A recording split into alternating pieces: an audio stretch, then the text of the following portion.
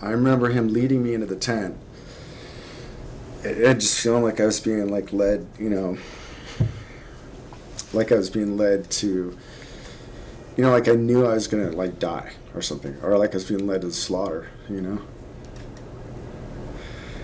Well, I can look back now, I didn't really understand, but it started pulling me and getting aroused and whatever, and then his eyes changed to like hate, like anger, hate, and then he just pushed my head down and forced me to have oral sex, but it wasn't oral sex. I mean, he like put his weight on me and had intercourse with my face, and I don't know if I passed out or if I like totally disassociated or whatever, but I wake up, he's on top of me, and he's wearing the collar, and he's got his hands around my throat, and he's pushing me as hard as he can into the ground, saying, say it. Like I came out of whatever I was in, and I think he was trying to get me to say I wouldn't tell or something like that. And I remember in that time feeling like I'm not going to get out of this. Like I'm totally alone. I'm not going to get out of this. Like I thought he was going to kill me. And I didn't even really I just couldn't believe, like he broke me, totally broke me.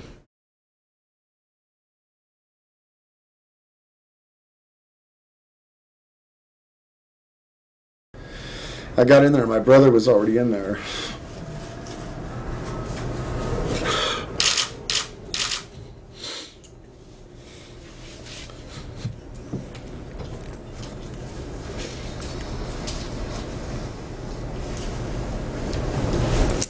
He didn't look good.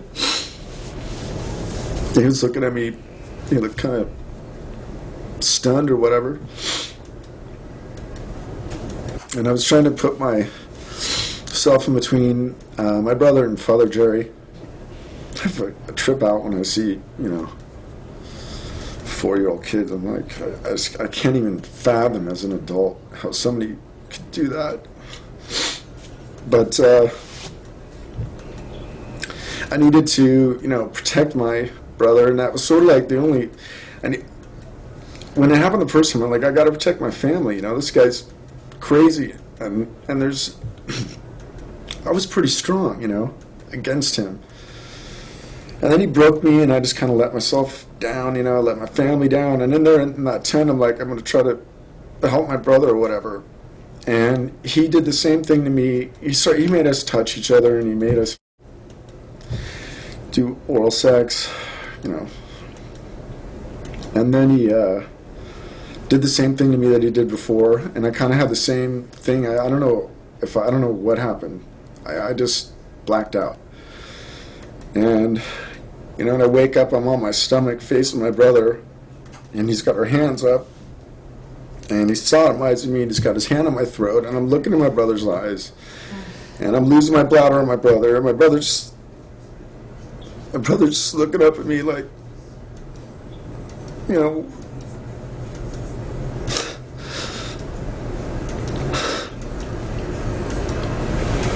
he had no idea what was going on and why it was happening, and he was looking at me like, why is this happening? And I'm like, at that point, just, I'm not even present, I didn't want to get this upset.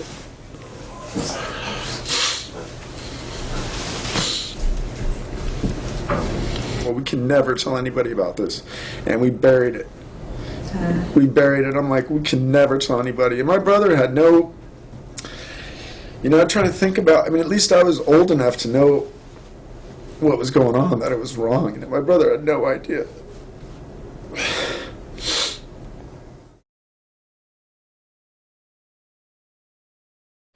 My brother and I don't speak. We don't have anything to do with each other. We've had a strained relationship over the years. We try to be there for each other, but it's very, there's just this component, every time we see each other, it's a reminder of stuff that happened and uncomfortable things. Because I've just felt like I can't stand, I've had times in my life I'm like, I cannot stand to be me, like to be, to be present. Like I just can't stand it. I can't explain it. I mean, it's almost like my skin's crawling. Like I just can't stand to have to be living as me. I blocked that stuff out and basically proceeded for years to just abuse myself. I was rebellious, against every kind of authority. I mean, coaches, doctors, teachers, police, anybody that was trying to tell me to do something, I'm just like, you can't make me do it. You're going to punish me? Punish me. You can't hurt me. You can't take me. You can't. There's nothing you can do to me.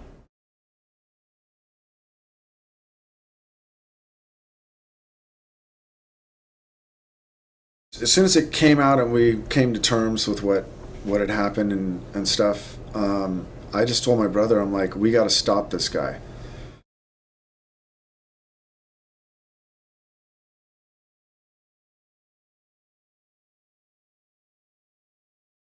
I was naive. I thought that justice would be served. I thought that right would be done, and that I trusted the system and I trusted the players in the game.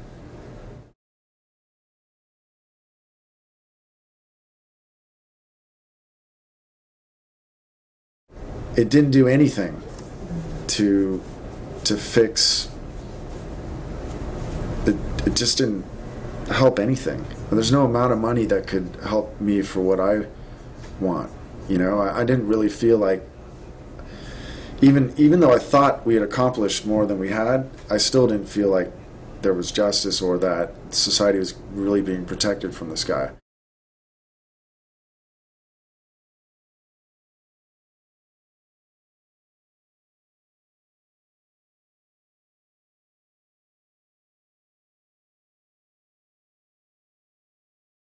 I did everything I could do under the law. Where does my moral obligation to myself, to society, to protect society from him, supersede the law of the land, and his rights in a situation where the system is debunked?